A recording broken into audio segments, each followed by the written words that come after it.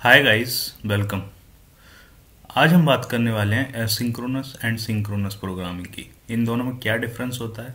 Asynchronous programming आजकल एक hot topic है, तो इसके बारे में जानेंगे। इसके साथ साथ ही हम कवर करेंगे मल्टी थ्रेडिंग, मल्टी प्रोसेसिंग और इन तीनों में डिफरेंस क्या है।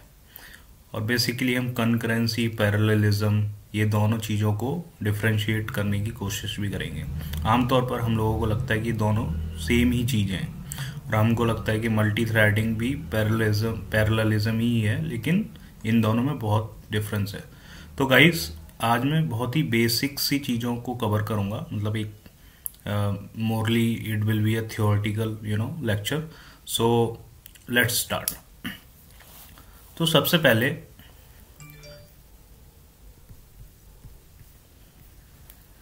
तो गाइस, तो आप लोगों ने एल्गोरिथम पढ़ी है, राइट। एल्गोरिथम क्या होती है? काइंड ऑफ सीडो कोड है। मतलब कोई भी प्रोग्रामिंग करने से पहले हम एल्गोरिथम डिसाइड करते हैं। तो एल्गोरिथम हम कह सकते हैं कि सेट ऑफ इंस्ट्रक्शन है, राइट। Set of instruction.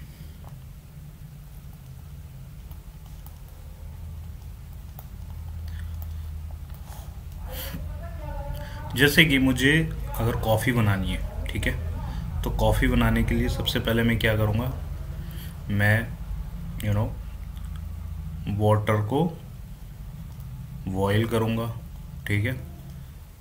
दूसरा, मैं क्या करूँगा, बॉइल्ड वाटर में ऐड करूँगा शुगर और T etc, right? And then after some time, after 10 to 15 minute, what I'll do, मैं क्या करूँगा, मैं इसमें कुछ मिल्क को ऐड करूँगा, ठीक है। और उसके बाद कुछ टाइम बाद जब जब बॉइल्ड हो जाएगा एक टेम्परेचर के बाद, उसके बाद जब सारी चीज़ें मिक्स हो जाएंगी, तो हम कह सकते हैं कि हमारी टी जो है प्रिपेयर्ड है, राइट।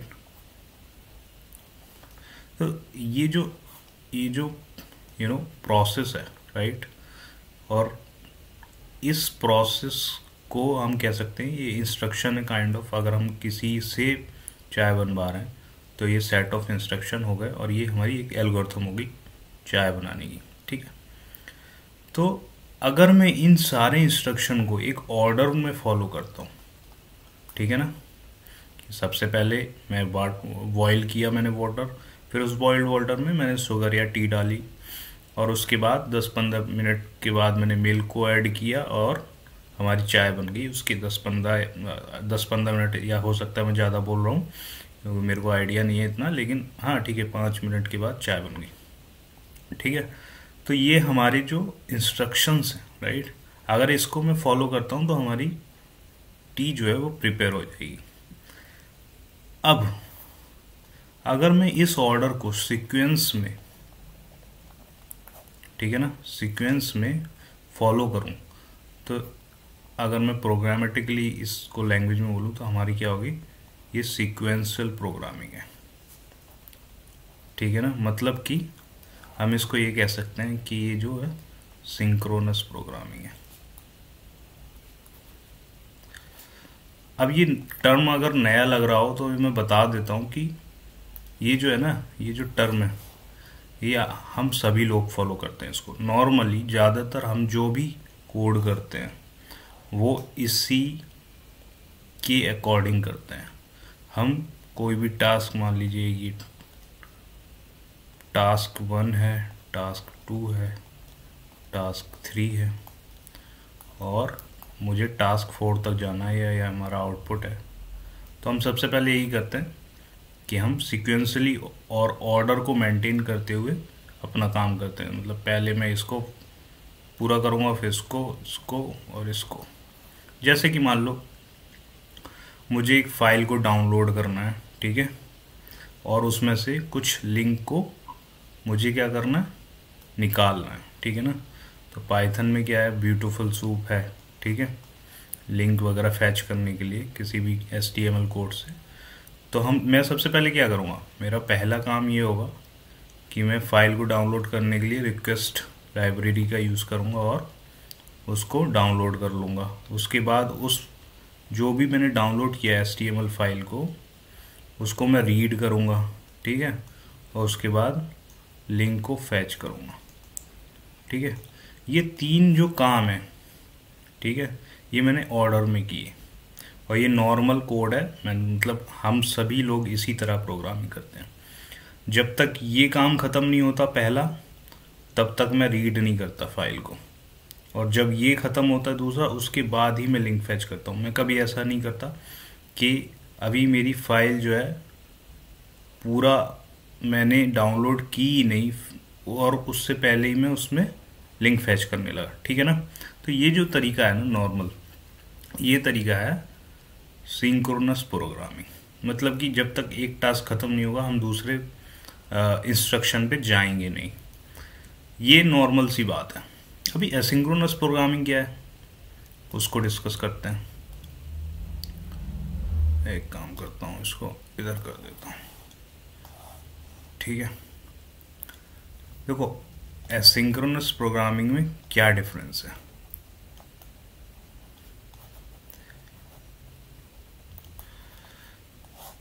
मान लो एक टास्क है कि मेरे को ना 100 फाइल डाउनलोड करनी है, 100 HTML फाइल डाउनलोड करनी है, ठीक है, और उन सब में से मुझे लिंक फैच करनी है, ठीक है ना। वही जो अभी तक मैं कर रहा था। तो अभी वो जो काम था ना, वो मैं क्या अभी सिंक्रोनस प्रोग्रामिंग से मैं क्या करता, एक फाइल डाउनलोड करता, फिर दूसरी करता, फिर तीसरी करता, ठीक है, फिर चौथी करता, ऐसे करते करते करते 100 तक जाता, और उसके बाद फिर इसकी मैं लिंक फैच करता, फिर इसकी लिंक फैच करता।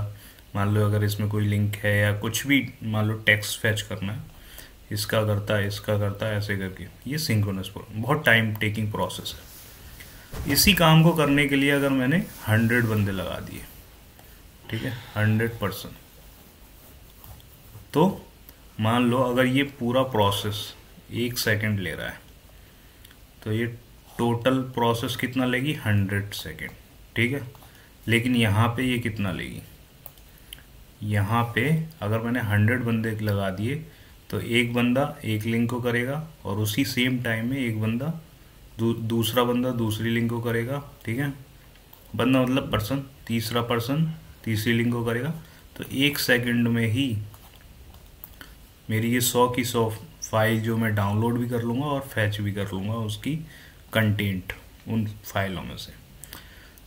तो अभी आप लोगों को लग रहा हो ये ना, ये नॉर्मल मतलब ये तो मल्टी प्रोसेसिंग वाली बात हो गई या मल्टी थ्रेडिंग वाली बात हो गई, है ना।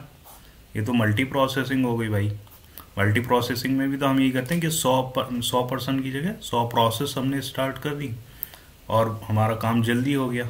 या मल्टी थ्रेडिंग, ठीक है ना, मल्टी थ्रेडिंग। तो ये एसिंक्रोनस प्रोग्रामिंग मल्टी प्रोसेसिंग या मल्टी थ्रेडिंग से डिफरेंट कैसे है भाई। अभी आप लोग यही सोच रहे होगे कि मतलब ये तो नॉर्मल सी बात है, हम मल्टी प्रोसेसिंग में यही करते आए हैं, मल्टी थ्रेडिंग में यही करते आए हैं। जब हमारा कंप्यूटेशन बेस्ड कोई कैलकुलेशन हमें करनी होती है तो हम मल्टी प्रोसेसिंग का यूज़ कर लेते हैं, और अगर आईओ बाउंड कुछ करना होता तो हम मल्टी थ्रेडिंग का यूज़ कर लेते हैं। अभी डिफरेंस क्या है एसिंक्रोनस प्रोग्रामिंग में और इन दोनों चीज़ों में, तो चलो समझते हैं इसको भी। लेकिन उससे पहले, इस डिफरेंस को समझने से पहले मैं ना पहले मल्टी प्रोसेसिंग अच्छे से बता देता हूँ और मल्टी थ्रेडिंग अच्छे से बता देता हूँ कि ये दोनों चीज़ क्या है। मतलब अभी तक आप लोगों को पता होगा, लेकिन कुछ छोटी मोटी चीज़ें रह गई होंगी इसको समझने के लिए। तो चलो समझते हैं इसको भी, ठीक है। सबसे पहले मल्टी थ्रेडिंग।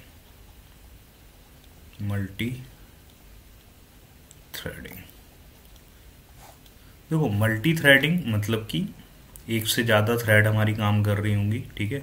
हमने एक T1 थ्रेड बना ली, T2 थ्रेड बना ली, T3 बना ली, और ये अपना अपना काम करके एक जगह आउटपुट को मर्ज किया और हमें आउटपुट दे दिया, ठीक है। ये मल्टी थ्रेडिंग। अभी जैसे कि मान लो ये T1 थ्रेड है, ठीक है, ये T2 थ्रेड है, ये T3 थ्रेड है, ठीक है, और ये अपना अपना आउटपुट दे रही हैं, ठीक है, और हमें आउटपुट सबका मिल जा रहा है कंबाइंड। जैसे कि उसी एग्जांपल को लेके चलते हैं कि 100 हमारे पास फाइलें डाउनलोड करनी है और उन सारी फाइलों में से हमें कुछ कंटेंट निकालना है। तो मैंने 3 थ्रेड बना दी और काइंड ऑफ एक ऐसे लगेगा कि 3 पर्सन वर्क कर रहे हैं, ठीक है। तो 100/3 अगर मैं करूँगा तो लगभग 33 समथिंग, या कह सकते हैं 33, 32, 34, इस तरह से जो थ्रेड है इतनी लिंक को ले लेगी आपस में और काम करना स्टार्ट कर देगी। लेकिन ये ना लगता है हमें, मैं बात कर रहा हूँ यहाँ पे सिंगल प्रोसेसर की। अगर हमारा सिंगल प्रोसेसर है ना हमारे सिस्टम में, तो ना ये पैरेललिज्म नहीं है। मतलब लगेगा हमें कि एक सेम टाइम पे T1 टाइम, यहाँ पे टाइम T1 पे T1 भी T1 एक जैसा हो रहा है। इसको मैं थोड़ा सा अलग कर देता हूँ, टाइम कैपिटल T कर देते हैं इसको, ठीक है। देखो टाइम T1 पे थ्रेड T1, ठीक है, भी काम कर रही है। टाइम T1 पे थ्रेड T2 भी काम कर रही है, T3। यही तो पैरेललिज्म है, एक ही टाइम पे अलग अलग काम कर रहे हैं, ठीक है। तो ये पैरेलल, लेकिन ऐसा होता नहीं है सिंगल प्रोसेसर में। सिंगल प्रोसेसर में क्या होता है, स्विचिंग होता है। मतलब कि इसको हम कहते हैं ओवरलैपिंग। समझ में आ रहा है? मतलब कि T1 ने कुछ देर काम किया, ठीक है, 0 से 5 सेकंड काम किया, ठीक है, 5 सेकंड। उसके बाद T1 ना स्लीप स्टेट में आ गई और उसके बाद T2 ने काम किया, ठीक है, और T2 ने 5 सेकंड से 10 सेकंड काम किया। अब इन 5 सेकंड और 10 सेकंड के बीच में ना सिर्फ T2 ही काम कर रही है, बाकी ये जो T1 और T3 जो थ्रेड है वो काम नहीं कर रही। समझ रहे हो? ये काम नहीं कर रही। इस स्टेट में, इस टाइम फ्रेम में सिर्फ T2 ही काम कर रही है और स्विचिंग हो जाती है। मतलब यहाँ पे क्या हो रहा है ना, यहाँ पे स्विचिंग हो रही है। स्विचिंग मतलब कि ये स्लीप पोजीशन में आ गई, ये स्लीप स्टेट में आ गई, T3 स्लीप स्टेट में आ गई, बस T2 काम कर रही है। इसको हम ओवरलैपिंग कहते हैं। और ये ही चीज़ ना, इसको हम कनकरेंसी बोलते हैं, ठीक है। तो मल्टी थ्रेडिंग ना सिंगल प्रोसेसर में ऐसे कनकरेंट कनकरेंटली वर्क करती है। लेकिन हाँ, अगर आप कहोगे कि भाई सिंगल प्रोसेसर नहीं है, मल्टी प्रोसेसर है, ठीक है, तो मल्टी प्रोसेसर में क्या होता है ना कि मल्टी प्रोसेसर में हाँ पैरेलल थ्रेडिंग जो है ना पैरेललिज्म को अचीव कर सकती है। थ्रेडिंग और प्रोसेसिंग में थ्रेड और प्रोसेस में डिफरेंस क्या होता है कि प्रोसेस जो है इंडिपेंडेंट होती है, मतलब, लेकिन थ्रेड में क्या होता है, हम ना स्टेट, मेमोरी स्टेट को ना शेयर कर सकते हैं, ठीक है, क्योंकि थ्रेड ना एक प्रोसेस के अंदर कई सारी थ्रेड हो सकती हैं, तो ये जो है ना शेयर कर लेती हैं आपस में। ये एक अच्छी चीज़ है, ठीक है। और मल्टी प्रोसेस तो फिर आपको क्लियर ही है कि मतलब मल्टी प्रोसेस डिफरेंट प्रोसेस काम कर रही हैं, तो डेट इज़, मैं उसको समझाने वाला नहीं हूँ। मतलब काइंड ऑफ सेम चीज़ है, बट मेरे को कनकरेंट और पैरेललिज्म में डिफरेंस समझाना था कि सिंगल प्रोसेसर में, अगर हमारे सिस्टम में सिंगल प्रोसेसर है तो कनकरेंसी होगी, ना कि आपको लगेगा कि एक टाइम पे, मतलब क्योंकि स्विचिंग का जो टाइम होता है ना बहुत स्मॉल होता है, बहुत मतलब मिली सेकेंड्स से भी कम होता है, तो आपको लगता है कि ओहो, मतलब 2-3 थ्रेड जो है एक साथ काम कर रही है, लेकिन ऐसा होगा नहीं, ठीक है। अब मैं बात करूंगा मल्टी थ्रेडिंग, मल्टी प्रोसेसिंग समझ ली, ठीक है। अब मैं थोड़ा सा एसिंक्रोनस वाले पे आ जाता हूँ।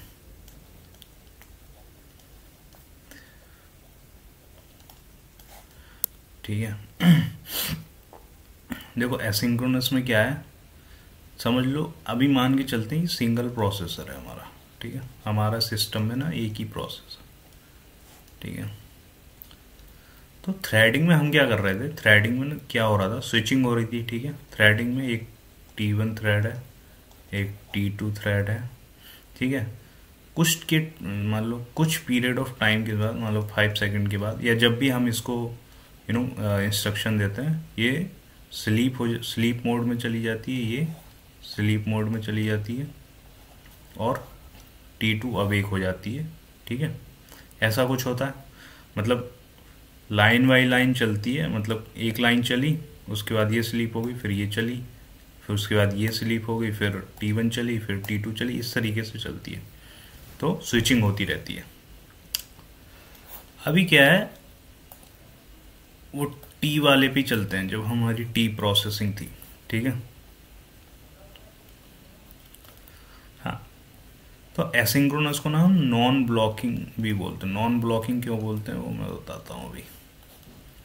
नॉन ब्लॉकिंग क्या होता है कि अभी अभी हम क्या कर रहे थे ना, कि जैसे एक प्रोसेस थी कि मैं एक पहले फाइल डाउनलोड करूँगा, ठीक है, उसके बाद उसको रीड करूँगा, ठीक है, उसके बाद उसमें से लिंक को फैच करूँगा।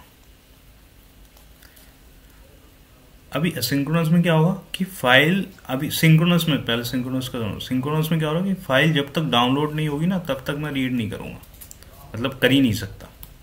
और जब रीड हो जाएगी उसके बाद ही लिंक फैच करूँगा। पहले पूरी रीड हो जाएगी, फिर उसके बाद लिंक फैच करूँगा।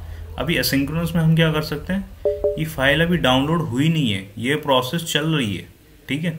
फाइल अभी डाउनलोड पूरी तरीके से नहीं हुई, मैंने रीड कर ली, मतलब जितनी भी मेरे पास फाइल डाउनलोडेड आई, मतलब कुछ चंक में आएगी ना, अगर मैं एसिंक्रोनस की बात कर रहा हूँ, तो वही चंक मैंने रीड कर लिया और उसी में से कुछ लिंक फैच कर ली, फिर जो आई, तो मतलब नॉन ब्लॉकिंग है, मतलब कि ये ब्लॉक नहीं कर रहा है, ये जो प्रोसेस है ना फाइल रीड करने वाली, ये ब्लॉक नहीं कर रही है, ठीक है ना। ये जो प्रोसेस है फाइल रीड करने वाली, ये फाइल डाउनलोड करने वाली ब्लॉक नहीं कर रही है रीड वाली प्रोसेस को, ठीक है।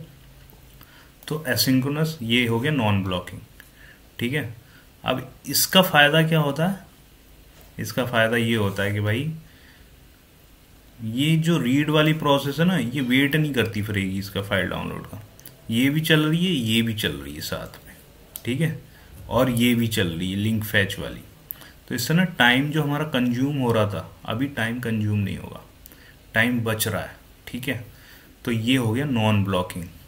इसके बाद मेरे को आप लोगों को ये और चीज़ समझानी थी कि एसिंक्रोनस और थ्रेडिंग में, मतलब स्विच तो हम यहाँ भी कर रहे थे, मतलब थ्रेडिंग मतलब चल तो यहाँ पे भी चीज़ रही थी, लेकिन यहाँ ना हम ना सेम कोड को चला रहे हैं, मतलब T1 भी सेम काम कर रही है, T2 भी सेम काम कर रही है, या अलग अलग काम भी कर सकती हैं थ्रेडिंग में। लेकिन इसमें क्या होता है ना, देखो 2-3 एडवांटेज है एसिंक्रोनस और मल्टी थ्रेडिंग में। मैं ये नहीं कह रहा कि मल्टी थ्रेडिंग गलत है या एसिंक्रोनस गलत है, दोनों के अपने अपने फ़ायदे और अपने अपने नुकसान है, वो अभी हम बात करेंगे, ठीक है। तो इसमें क्या होता है, देखो जो हमारा स्विचिंग वाला है, ठीक है, स्विचिंग कंट्रोल जो है एसिंक्रोनस में वो बहुत बढ़िया है। मतलब थ्रेडिंग में क्या होता है, कभी कभी ना, मतलब स्लीप मेथड है थ्रेडिंग में, ठीक है, और हम स्लीप कर लेते हैं, उसके बाद हमें अगर पता हो लॉक वॉक हम लगा देते हैं थ्रेडिंग में, ठीक है। लेकिन कभी कभी क्या होता है, हमें खुद नहीं पता कि कब थ्रेड दूसरे वाले ब्लॉक को चलाएगी। लेकिन यहाँ पे क्या है ना, यहाँ पे हम क्या करते हैं, एसिंक एक कीवर्ड है और अवेट एक कीवर्ड है, ठीक है, और इसके बीच में ब्लॉक ऑफ कोड, ठीक है। ये जो स्ट्रक्चर है इसको हम कोरूटीन बोलते हैं, कोरूटीन, ठीक है, स्पेलिंग गड़बड़ हो सकती है। ये ना इसको हम कंट्रोल कर सकते हैं, ये कब स्लीप मोड में जाएगा, मतलब यहाँ से कब स्विचिंग होगी और दूसरा काम करने लगेगी हमारा एक जो प्रोसेस है, ये इस पे हमारा कंट्रोल ज़्यादा होता है मल्टी थ्रेडिंग की रिस्पेक्ट में, ठीक है। ये एक तो ये सबसे बहुत बड़ा फ़ायदा है इसका। तो इसको भी थोड़ा, अभी मैं कुछ फ़ायदे नुकसान दिखाता हूँ कि मतलब डिसएडवांटेज एडवांटेज क्या है अलग अलग प्रोसेस को यूज़ करने के। ठीक है, तो देखो, benefits of synchronous programming, predictable result है। ठीक है ना, हमें पता होता है कि भाई लीनियर फैशन में चलती हैं, ये बोल रहा है लीनियर फैशन में चलती हैं। हमें पता होता है कब इसके बाद ये कोड, ये लाइन ऑफ कोड चलेगा, इसके बाद ये लाइन ऑफ कोड चलेगा, और हमें डिबगिंग करने में भी आसानी होती है और रिजल्ट का भी हमें पता होता है। ठीक है, लेस मेमोरी यूजेस। ऐसा क्यों? क्योंकि हम ना टास्क को ना एट ए टाइम एक ही टास्क चल रहा है हमारा, और उसके बाद लाइन बाय लाइन हमारा जो है एग्जीक्यूशन हो रहा है। इजी टू अंडरस्टैंड है, बिल्कुल सही बात है। ठीक है, इजी टू अंडरस्टैंड होता है। अगर मैं डिबगिंग करना चाहूँ, जैसे कि मैंने पहले बताया, तो हम आसानी से कर सकते हैं। एफिशिएंट है, ठीक है ना। लेकिन इसके ड्रॉबैक है, ड्रॉबैक स्लोअर एग्जीक्यूशन। जी क्यों? क्योंकि भाई एक टाइम में हम एक ही काम कर रहे हैं। एसिंक्रोनस में हम क्या करते हैं, नॉन ब्लॉकिंग होता है, जैसे ये बोल रहा है must wait for each other to finish before starting. ठीक है, ये सबसे बेस्ट चीज है इसकी।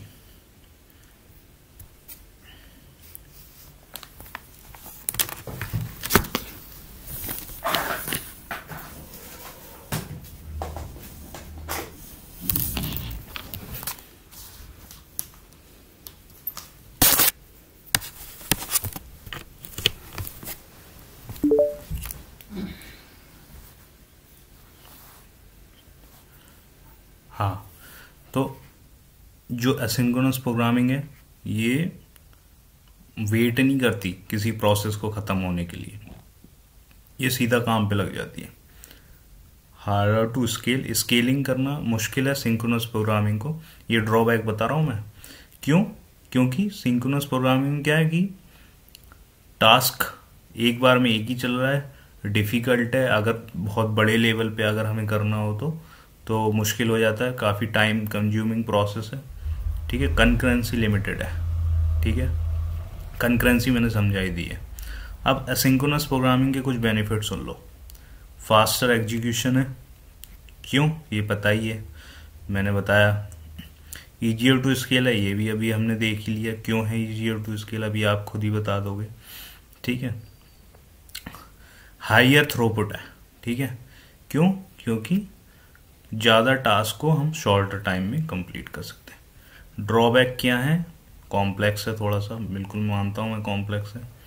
मेमोरी यूजेस ज़्यादा लेती है, हाइयर ओवरहेड है। ठीक है, रिस्क ऑफ एरर्स ज़्यादा है, क्योंकि थोड़ा सा कॉम्प्लेक्स प्रोग्रामिंग, ऑब्वियस सी बात है, जब कॉम्प्लेक्स है तो रिस्क ऑफ एरर्स ज़्यादा होगा। अब ये ड्रॉबैक हम बेनिफिट समझ लिए। मेरे पास कुछ एग्जांपल है, मतलब सिंपल, ये तो नॉर्मल सा आप लोगों को पता ही होगा, लेकिन फिर भी ये है हमारा एसिंक एग्जीक्यूशन। हम एसिंकली कैसे, मतलब मैं एसिंक IO जो है पाइथन में एक मॉड्यूल है, उसका यूज़ करके नॉर्मल सा, और ये मैंने बताया था ना एसिंक और अवेट, ये कोरिटीन हो गया एक हमारा, और देखो हम यहाँ स्लीप करा रहे हैं asyncio.sleep से, है ना। ये जो थ्रेडिंग का जो स्लीप फंक्शन है ना, और एक asyncio का जो स्लीप फंक्शन है, इन दोनों में बहुत डिफरेंस है। और ये जो डिफरेंस है, ये जो फंक्शन है asyncio.sleep, ये ज़्यादा बेटर कंट्रोल हमें देता है। ठीक है, मैंने जब यहाँ sleep 0 asyncio.sleep 0 लिखा है, तो यहाँ पे स्लीप हो ही जाएगा। ठीक है, ये और ये जो ब्लॉक है ना, ये ब्लॉक, तो स्लीप से पहले वाला ब्लॉक चलेगा और उसके बाद स्लीप के बाद वाला ब्लॉक चलेगा, ऐसी सेकंड है। तो सेकंड में भी ये स्लीप से पहले वाला ब्लॉक पहले चलेगा, उसके बाद स्लीप होगा हमारा, एग्जीक्यूशन स्विच होगा, स्विच के बाद ये चलेगा रनिंग डू फर्स्ट, और उसके बाद ये चलेगा। ठीक है, एक बार मैं इसको ना ज़रा दिखा देता हूँ रन करके।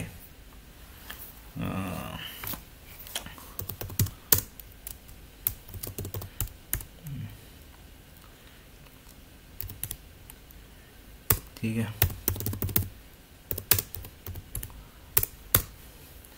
देखो running do first block, block 1, running do second block, है ना, ब्लॉक के हिसाब से चल रहा है, और हमारा कितना 0.004 सेकंड्स में ये कंप्लीट हो गया।